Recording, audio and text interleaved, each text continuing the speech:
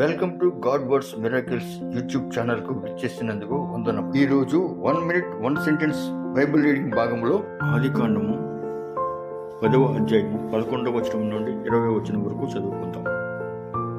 ఆ దేశము నుండి అషూరుకు బయలుదేరి వెళ్ళి నినివేను, రహోబోతీయులను, కాలాహును, నినివేకును కాలాహుకును మధ్యనున్న రేషానును కట్టించను. ఇదే మహాపట్టణం.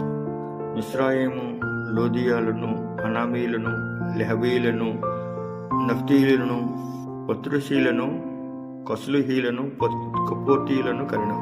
ఫిలిప్తీయులు కస్లుహీలలో నుండి వచ్చినవారు.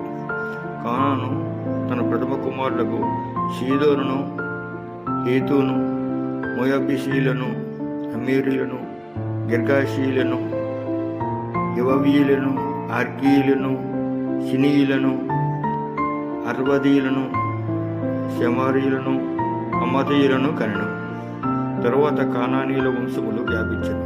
కానానీయుల సరిహద్దు సీదోము నుండి గెరారుకు వెళ్లే మార్గంలో గాజా వరకు, సొదొమ గొమొర ఆద్మా సెబోయిములకు వెళ్లే మార్గంలో లాష వరకు ఉన్నది. వీరు తమ తమ వంశముల ప్రకారము, తమ తమ భాషల ప్రకారము, తమ తమ దేశముల బట్టియు జాతుల బట్టియు హాము కుమారులు.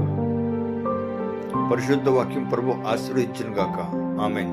ఒక నిమిషంలో కొన్ని వచనములు చదువుకున్నాము. తిరిగి రేపు ఇదే సమయానికి మళ్ళీ మిగతా వచనం చదువుకుందాం.